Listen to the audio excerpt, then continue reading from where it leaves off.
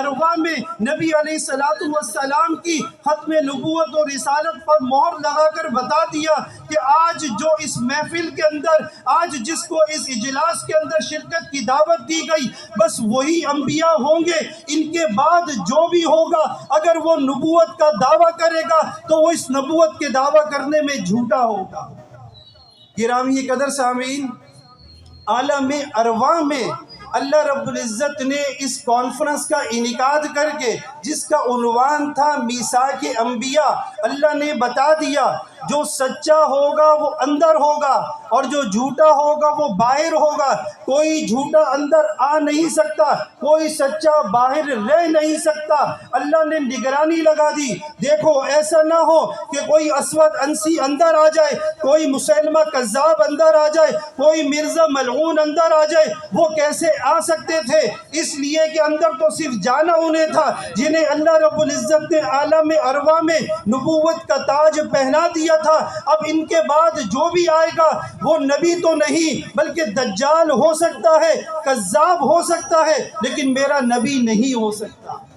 گرامی قدر سامعین، صرف 1400 سال پہلے اللہ رب العزت نے نبی علیہ السلام کے سر پر نبوت کا تاج نہیں رکھا، بلکہ عالم ارواح میں ہی اللہ رب العزت نے نبی علیہ السلام کے سر پہ نبوت کا تاج رکھا۔ سورہ آل عمران میں اللہ رب العزت نے میثاق انبیاء کی منظر کشی کچھ اس طریقے سے کی، وَإِذْ أَخَذَ اللَّهُ مِيثَاقَ النَّبِيِّينَ۔ جب اللہ رب العزت نے ایک میٹنگ کا انعقاد کیا، اللہ رب العزت نے جب ایک اجلاس رکھا، عزیز دوستو، میرا اور آپ کا اجلاس ہو، اس اجلاس کے اندر آپ کی صدارت کوئی شخص کرتا ہے، آپ تلاوت کلام پاک سے اس کی ابتدا کرتے، اسٹیج سیکٹری الگ، خطیب الگ، مقرر الگ، غرض یہ کہ ہر شعبے بٹے ہوئے۔ لیکن جب اللہ رب العزت نے میثاق انبیاء کا، اللہ رب العزت نے اس اجلاس کا انعقاد کرنا چاہا تو اللہ رب العزت نے اس کا مدعا پیش کیا، اور اللہ رب العزت نے انبیاء کو جمع کرنے کے بعد انبیاء سے خطاب کیا، اور اللہ تعالیٰ نے اس کی منظر کشی کچھ یوں کی، وَإِذْ أَخَذَ اللَّهُ مِيثَاقَ النَّبِيِّينَ لَمَّا آتَيْتُكُم مِّن كِتَابٍ وَحِكْمَةٍ۔ جب اللہ نے انبیاء سے میثاق اور عہد لیا، اللہ عہد لینے والے اور انبیاء علیہ السلام اس عہد پر لبیک کہنے والے، اللہ نے کہا جب میں تمہیں کتاب اور حکمت دوں گا۔ اس کے بعد فوراً اللہ رب العزت نے نبی علیہ السلام خاتم النبیین کا ذکر کیا۔ اللہ نے آگے کہا ثم جاءکم رسول، پھر تمہارے پاس ایک رسول آئے گا، پھر رسول بھی کوئی ایسا نہیں ہوگا، مصدق لما معکم، تم جو کچھ بھی لے کر آئے وہ رسول اس کی تصدیق کرے گا۔ اللہ نے جو مصدق لما معکم کہہ دیا، اس سے اللہ رب العزت نے نبی علیہ السلام کی ختم نبوت اور رسالت پر مہر ثبت کر دی، اس لیے کہ دعویٰ پہلے ہوگا، تصدیق کرنے والا بعد میں آئے گا۔ اللہ نے عالم ارواح میں ہی نبی علیہ السلام کو مصدق بنا کر اللہ رب العزت نے آدم و نوح و شیس، یحییٰ، زکریا علیہ السلام تمام انبیاء کو اللہ رب العزت نے مدعی بنا کر آخر میں مصدق کو بھیج کے بتا دیا کہ اس نے آ کر جس کی تصدیق کی وہ تو میرا سچا نبی اور رسول ہو سکتا ہے۔ اب اس کے بعد اگر آ کر کوئی نبوت کا دعویٰ کرے گا، جب تک میرا یہ محبوب اس کی تصدیق نہیں کرے گا وہ نبی نہیں ہو سکتا۔ گرامی قدر سامعین، اللہ رب العزت نے عالم ارواح میں نبی علیہ السلام کو خاتم النبیین بنا دیا۔ اب نبی علیہ السلام کے بعد قیامت کی صبح تک جتنے دجال آ جائے، جتنے کذاب آ جائے، جتنے بھی مرزائی آ جائے، وہ جتنا نبوت کا دعویٰ کر لے، جب تک نبی علیہ السلام کی تصدیق نہیں لائیں گے اس وقت تک انہیں نبی نہیں مانا جا سکتا، اور قیامت کی صبح تک وہ نبی علیہ السلام کی تصدیق نہیں لا سکتے۔ گرامی قدر سامعین، اللہ رب العزت نے نبی علیہ السلام کو وہیں سے خاتم النبیین بنا کر بھیجا۔ پھر جب اللہ رب العزت نے اپنے اس محبوب کو دنیا میں بھیجا، نبوت کا تاج ان پہ رکھا اور بتا دیا کہ اب یہ خاتم النبیین کے ظہور کا، اس کے آنے کا وقت ہو گیا۔ پھر اللہ تعالیٰ نے اس خاتم النبیین کی حفاظت کے لیے اللہ تعالیٰ نے وہاں فرشتوں کا پہرا لگایا۔ اس دنیا میں اللہ تعالیٰ نے نبی علیہ السلام کی حفاظت کے لیے صحابہ کرام کا پہرا لگا دیا۔ اللہ نے پھر اپنے اس محبوب کو ایسے جانثار دیے کہ جنہوں نے نبی کی ختم نبوت کے لیے اپنی جانیں قربان کرنے میں، اپنے لہو پیش کرنے میں، اپنے بچوں کو یتیم کرانے میں، اپنی بیویوں کو بیوہ کروانے میں، اپنی بوڑھے والدین کو بے آسرا کروانے میں، اپنی ایک دن کی دلہن کو اسی طریقے سے چھوڑ کے حالت جنابت میں اس خاتم النبیین کی ختم نبوت کے دفاع کے لیے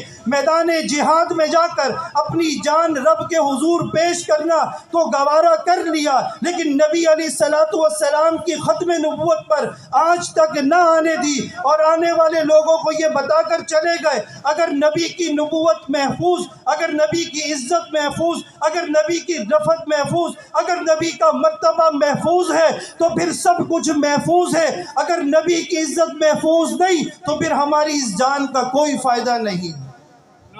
گرامی قدر سامعین، اللہ رب العزت نے نبی علیہ السلام کو صحابہ کی عظیم جماعت دی۔ جس طریقے سے اللہ رب العزت کے خزانے میں نبی علیہ السلام سے زیادہ قیمتی کوئی نفس نہیں تھا، جو سب سے زیادہ قیمتی ہستی تھی، اللہ رب العزت نے اسے خاتم النبیین بنایا۔ اسی طریقے سے جس طرح انبیاء کے بعد اللہ رب العزت کے خزانے میں جو انسانوں میں سب سے زیادہ افضل انسان تھے، اللہ رب العزت نے وہ اٹھا کر نبی علیہ السلام کی گود میں دیے۔ اللہ نے انہیں اٹھا کر نبی علیہ السلام کا صحابی بنایا۔ اللہ نے انہیں اٹھا کر نبی علیہ السلام کے ساتھ ہر وقت چلنے والا بنایا۔ میں یہ بات اپنی طرف سے نہیں کر رہا، خود پاک پیغمبر نے ارشاد فرمایا، ان اللہ اختار علی اصحابی، جس طرح اللہ نے مجھے انبیاء میں سے چنا، اسی طرح اللہ رب العزت نے میرے لیے میرے صحابہ کی جماعت کو بھی چن لیا۔ اگر صرف نبی کو دیکھ کر ایمان لانا ہوتا،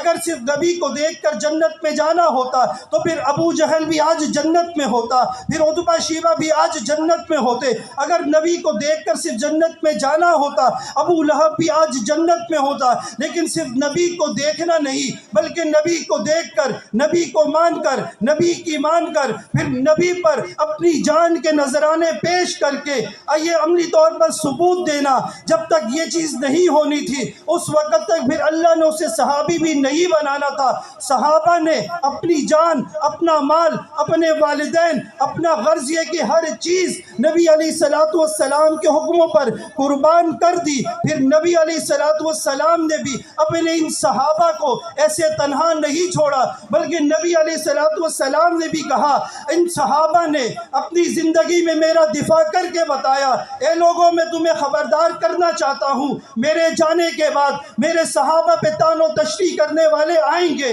میرے صحابہ کو برا بھلا کہنے والے آئیں گے، لیکن یاد رکھنا جو میرے صحابہ کا دامن تھامے گا، جو میرے صحابہ کی ناموس کی حفاظت کرے گا، میں محمد گواہی دیتا ہوں، من حفظنی فیہم انا احفظہ یوم القیامہ، میں محمد کل قیامت کے دن اس شخص کو قیامت کی ہولناکیوں سے بچاؤں گا۔ میرے عزیز دوستو، آپ کیا سمجھتے ہیں ہم اپنے نیک اعمال لے کر کل قیامت کے دن جائیں گے؟ ہم اپنی نمازیں لے کر، ہم اپنے روزے، حج، زکوٰۃ، تمام عبادات لے کر کل قیامت کے دن جائیں گے؟ کیا یہ ہماری نیکیاں، کیا یہ ہماری عبادات ہمیں میدان محشر کی ہولناکی سے بچا لیں گی؟ تو آپ کا یہ گمان غلط ہے، ہرگز ایسا نہیں ہو سکتا۔ اگر آپ نے ختم نبوت کا دفاع نہیں کیا، اگر آپ کے سامنے صحابہ کرام کی گستاخی ہوتی رہی، اگر آپ کے سامنے صحابہ کرام کی ناموس کے اوپر داغ دھبے لگائے جاتے رہے، آپ نے عملی طور پر آپ نے اپنی استطاعت کے مطابق صحابہ کرام کا دفاع نہ کیا،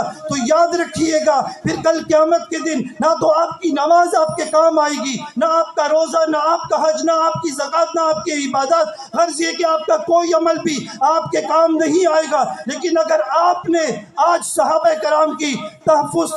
صحابہ کرام کی ناموس کا تحفظ کر لیا، جس طریقے سے جنگ کے حق نواز جنگوی نے اپنی جان نچھاور کر کے اپنے نوجوان بچوں کو، اپنے چھوٹے چھوٹے بچوں کو یتیم کروا کے، اپنی نوجوان بیوی کو بیوہ کر کروا کے جس طریقے سے جنگ کے اعظم طارق نے اپنے معصوم بچوں کو اسی طرح تنے تنہا چھوڑ کے ضیاء الرحمن فاروقی نے، علامہ علی شیر حیدری نے، کراچی کی سرزمین پر ہمارے سینکڑوں کارکنان نے، ہمارے سینکڑوں علماء نے، عبدالغفور ندیم شہید جیسے، اس میں شہید کی کیا داستان بیان کروں، جب دنیا سے جاتا ہے قبر سے رب خوشبو جاری کر دیتا ہے۔ آپ جب تک اس طریقے سے صحابہ کرام کی عزت کا دفاع نہیں کریں گے تو یقین جانیے کل قیامت کے دن آپ کے سامنے رسوائی ہوگی۔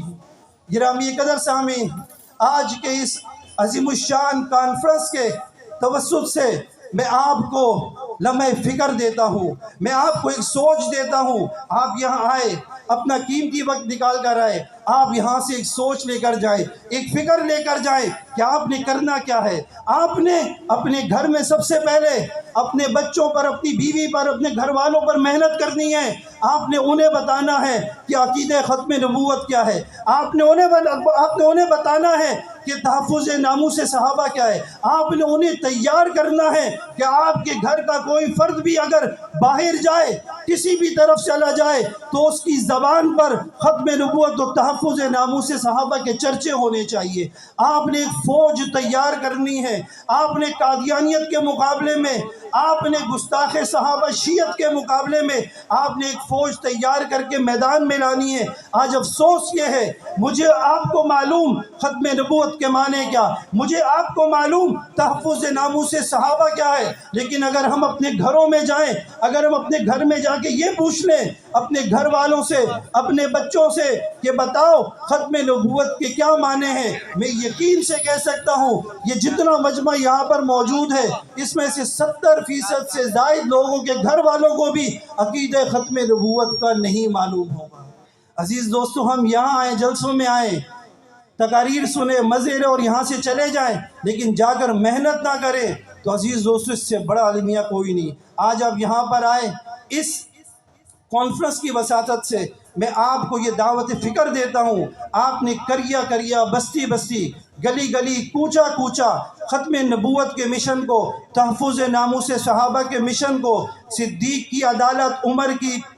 صدیق کی صداقت، عمر کی عدالت، عثمان کی سخاوت، علی کی شجاعت، معاویہ کے تدبر و سیاست کو، صحابہ کرام کی عزت کو عام کرنا ہے۔ بتائیں عام کریں گے؟